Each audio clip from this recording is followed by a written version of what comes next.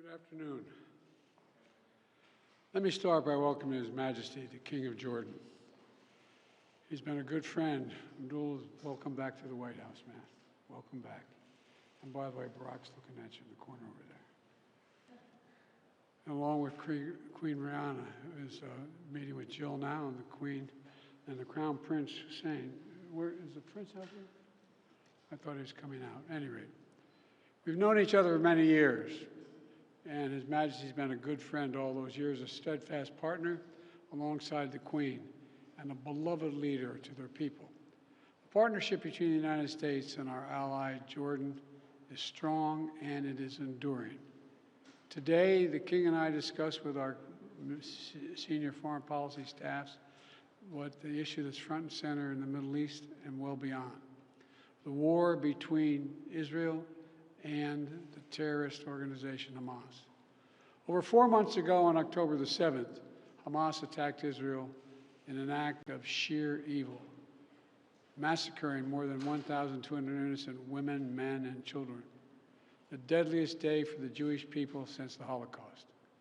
More than 250 hostages were taken. 134 are still being held hostage by Hamas. We don't know how many are still alive. The anguish that their families are enduring week after week, month after month, is unimaginable, and it's a top priority for the United States to bring them home. I've made clear the United States shares the goal of seeing Hamas defeated and ensuring long-term security for Israel and its people.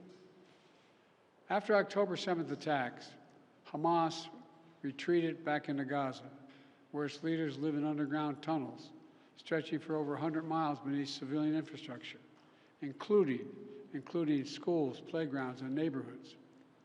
The past 4 months, as the war has raged, the Palestinian people have also suffered unimaginable pain and loss. Too many of the over 27,000 Palestinians killed in this conflict have been innocent civilians and children, including thousands of children. And hundreds of thousands have no access to food, water, or other basic services. Many families have lost not just one, but many relatives, and cannot mourn for them, even bury them, because they're not safe to do so. It's heartbreaking.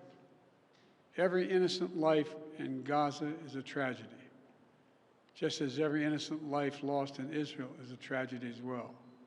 We pray for those lives taken, both Israeli and Palestinian, and for the grieving families left behind. Not only do we pray for peace, we're actively working for peace, security, and dignity for both the Palestinian people and the Israeli people. And I'm working on this day and night with the King and others in the region to find the means to bring all these hostages home, to ease the humanitarian crisis, and to end the terror threat, and to bring peace to Gaza and Israel. Enduring peace with the two-state solution for two peoples. As the King and I discussed today, the United States is working on a hostage deal between Israel and Hamas, which would bring an immediate and sustained period of calm to Gaza for at least 6 weeks, which we could then take the time to build something more enduring. Over the past month, I've had calls with Prime Minister Netanyahu, as well as the leaders of Egypt and Qatar, to push this forward. The key element of the deals are on the table. There are gaps that remain, but I've encouraged Israeli leaders to keep working to achieve the deal. The United States will do everything possible to make it happen. The King and I also discussed the situation in Rafah. As I said yesterday, our military operation in Rafah, the major military operation in Rafah, should not proceed without a credible plan for ensuring the safety and support of more than 1 million people sheltering there. Many people there have been displaced multiple times, fleeing the violence to the north, and now they're packed into Rafah, exposed and vulnerable.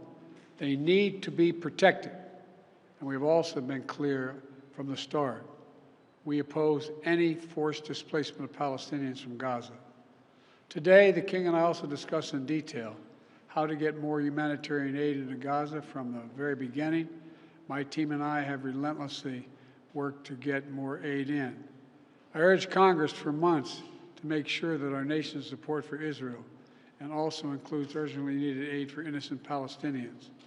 And I've spoken repeatedly with partners across the region, including the King, to help facilitate the flow of such aid into Gaza as much as possible, and then to actually get to the people that are needed. We work to get the Rafah crossing open, we work to get Karim Shalom open, and we insist that it remain open, both remain open. We're working to open other routes as well. And we're also working relentlessly to make sure aid workers can get the aid where it's needed once it gets through.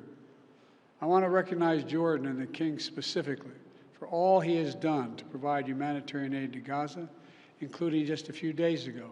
He personally got in a plane and helped conduct an airdrop of urgently needed medical supplies into Gaza. I understand that 2 of his children have also joined those airdrops. They help fly humanitarian supplies in. And for years, the Queen has been a passionate advocate for the Palestinian people, particularly women and children. Your family's leadership, Your Majesty, and humanitarian commitment are commendable. And at the same time, we're working to create the conditions for a lasting peace, as we talked a lot about upstairs. With the Israeli security guaranteed and Palestinian aspirations for their own state fulfilled. I say this as a lifelong supporter of Israel. That's the only path that guarantees Israel's security for the long term. To achieve it, Palestinians must also seize the opportunity.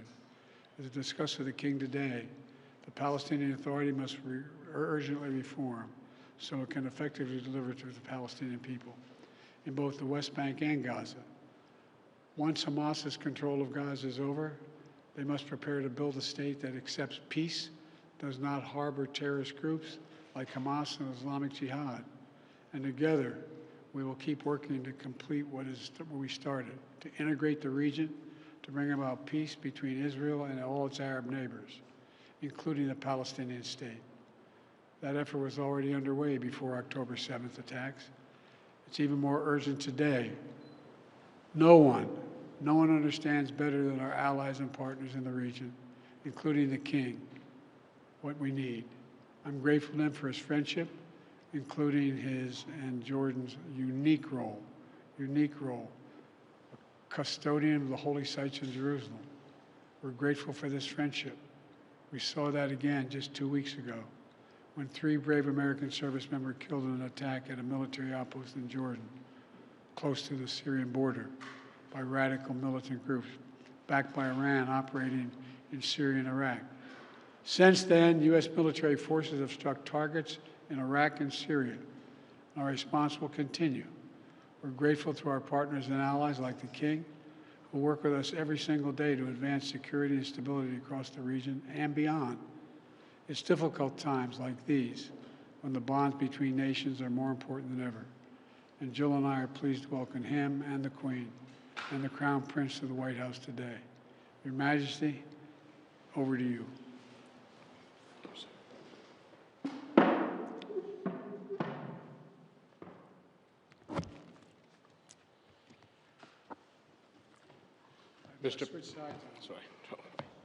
Mr. President, thank you for your gracious hospitality accorded to me and my delegation today. My visit today carries an added meaning as our countries this year mark 75 years of exemplary strategic partnership. However, we had hoped we would be marking this major milestone during better circumstances in my region and the world. Unfortunately, one of the most devastating wars in recent history continues to unfold in Gaza as we speak. Nearly 100,000 people have been killed, injured, or are missing. The majority are women and children. We cannot afford an Israeli attack on Rafah. It is certain to produce another humanitarian catastrophe. The situation is already unbearable for over 1 million people who have been pushed into Rafah since the war started. We cannot stand by and let this continue. We need a lasting ceasefire now. This war must end. We must urgently and immediately work to ensure the sustainable delivery of sufficient aid to Gaza through all possible entry points and mechanisms. And I thank you, Mr. President, for your support on this. Restrictions on vital relief aid and medical items are leading to inhumane conditions. No other UN agency can do what UNRWA is doing in helping the people of Gaza through this humanitarian catastrophe. Its work in other areas of operation, especially in Jordan, where 2.3 million are registered, is also vital. It is imperative that UNRWA continues to receive the support it needs to carry out its mandate. The potential threat of Palestinian displacement beyond the borders of Gaza and the West Bank is something we view with extreme concern and cannot be allowed. At the same time, we must not ignore the situation in the West Bank and in the holy sites in Jerusalem. Nearly 400 Palestinians have been killed in the West Bank since October 7th, including almost 100 children and over 4,000 injured.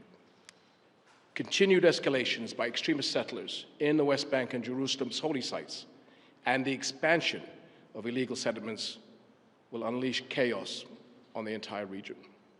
The vast majority of Muslim worshippers are not being allowed to enter Al-Aqsa Mosque.